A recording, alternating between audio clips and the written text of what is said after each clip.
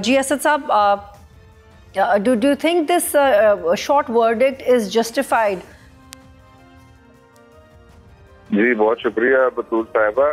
مجھے تفصیلی فیصلہ پڑھنا ہوگا, لیکن جو فی الحال ایسا لگ رہا ہے غیر حتمی افتتاح پہ, جو شارٹ آرڈر ہے وہ اوریجنل ورڈکٹ سے تو ہٹ کے ہی ہے, لیکن آئین سے بھی ہٹ کے ہے, ریویو کے پروسیجر سے بھی ہٹ کے ہے, اور پاسٹ پریسیڈنٹ سے ہٹ کے ہے. یاد رہے کہ عدالت عظمیٰ نے یہ واضح طور پہ فیصلہ کر دیا تھا کہ الیکشن کمیشن آف پاکستان کی جو بھی غیر قانونی اس کے اقدامات تھے, ان کی وجہ سے عوام کو آپ اس طرح نقصان نہیں پہنچا سکتے. اور یہ ایک اتحاد تھا جس میں قاضی فائز عیسیٰ صاحب اور منتخیل صاحب بھی شامل تھے کہ الیکشن کمیشن آف پاکستان کے ڈیسیژن کو ایک طرف رکھتے ہوئے کچھ نشستیں طریق انصاف کو فراہم کر دی جائیں. کچھ نے کہا 39, کچھ نے کہا 80. آج لیکن ہمیں دیکھا کہ جو امین الدین صاحب جو پچھلے فیصلے میں بھی شامل تھے, ان کی جو رائے ہے وہ اب ذرا فرنٹ اینڈ سینٹر آئی ہے کہ تمام نشستیں ریزرو سیٹ کی تھیں جو 22 سے 23 تھیں, اس کے لگ بھگ تھیں جو طریق انصاف گئی تھیں, وہ اب واپس صفر پہ چلی گئی ہیں. اور جو امین الدین صاحب کی جو اوپینین تھی کہ پشاور ہائی کورٹ کے فیصلے کو ڈسٹرب نہ کیا جائے, اس پر عمل درآمد کیا گیا ہے. تو یہ کہ جی آپ اب اس کا مطلب یہ ہے کہہ رہے ہیں کہ ایک سیاسی جماعت کو ایک طرح سے ڈیزالو کر دیا گیا تھا. یاد رہے کہ پچھلے فیصلے میں بھی یہ واضح کر دیا گیا تھا کہ بس کیونکہ آپ نے کسی کا انتخابی نشان واپس لے لیا ہے, اس کا مطلب یہ نہیں ہے کہ وہ آزاد امیدواروں کے طور پہ انتخابات کو کنٹیسٹ کریں. اور اس کوتاہی کو, اس خلا کو پر کرتے ہوئے انہوں نے کہا کہ یہ نشستیں طریق انصاف کو براہ راست جائیں گی, سنی اتحاد کے ذریعے ان کو اب نہیں جانا. وہ جو ایک پوری ایک آئینی ریزننگ تھی وہ اس کو اوور ٹرن کر دیا گیا. اسد صاحب, اس میں کیا ریویو کی آپشن موجود ہے, اور پاکستان تحریک انصاف کے پاس کیا لیگل آپشنز ہیں؟ نہیں جی, یہ ریویو تو یہی تھا, تو اس کو اب ریویو کو تو وہ اب ریویو نہیں کر سکیں گے. لیکن اس میں جو اس بات سے جو سوال جڑا ہوا ہے وہ تو یہی ہے کہ ریویو فیصلے میں آپ صرف تب اوریجنل ورڈکٹ کو اوور ٹرن کرتے ہیں جب آپ کو لگ رہا ہو کہ اس میں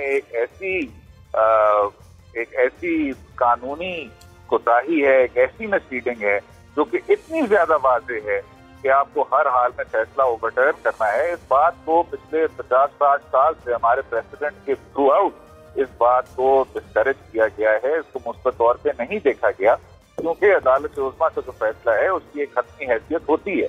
اس حد تک کہ یہ بھی بات ہو چکی ہے کہ اگر آپ کو فیصلہ غلط بھی لگے تو ریویو میں اس کو اس طرح ڈسٹرب نہیں کرنا چاہیے. بہرحال اس کو اب ڈسٹرب کر دیا گیا ہے, جو کہ کافی ایک انمول چیز ہوتی ہے.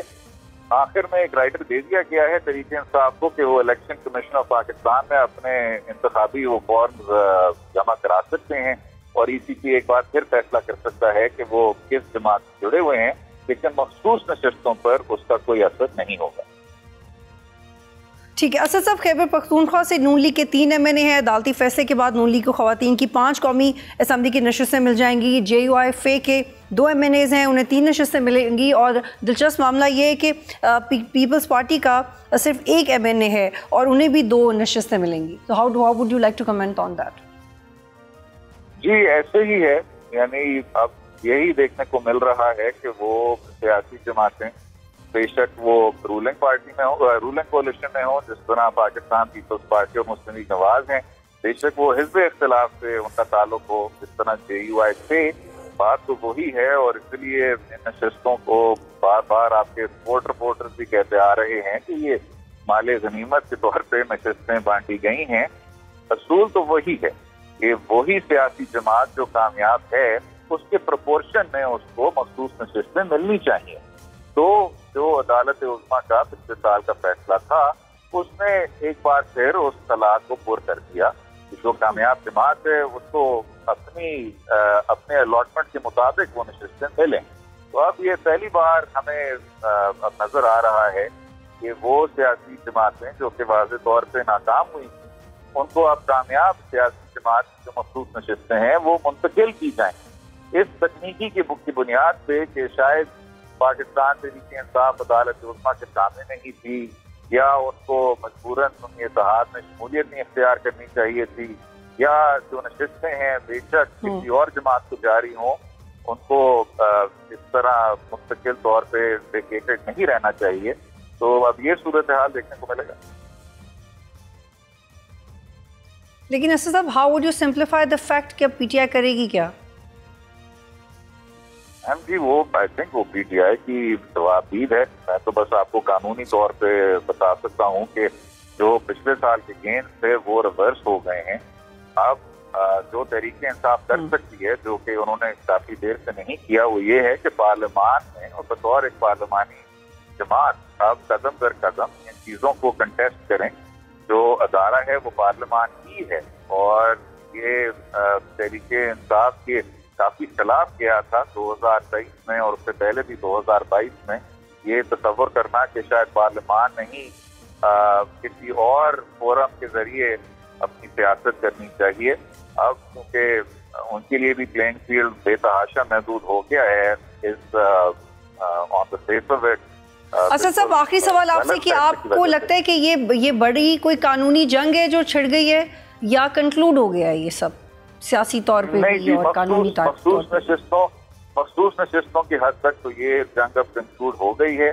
اب یہ دیکھنا ہوگا کہ اگر کسی کوئی ایسے ایونٹ کوئی مستقبل میں کہ آپ 26ویں ترمیم کو سیٹ اسائڈ کریں، کیونکہ اس کے گرد جو حالات و واقعات ہیں وہ سب کے سامنے ہیں، تو پھر شاید اس فیصلے پہ بھی اور باقی جو کانسٹیٹیوشنل بینچ کے فیصلے ہیں ان پر پھر سوال کیا جا سکتا ہے، ایک اور آئینی ترمیم کی بات کی جا سکتی ہے. لیکن آج کے لیے جو پاکستان تحریک انصاف کے نمبر کے حوالے سے بات کی جاتی ہے وہ جنگ مکمل ہو گئی. سبسکرائب کریں اور بیل دبائیں تاکہ کوئی خبر رہ نہ جائے.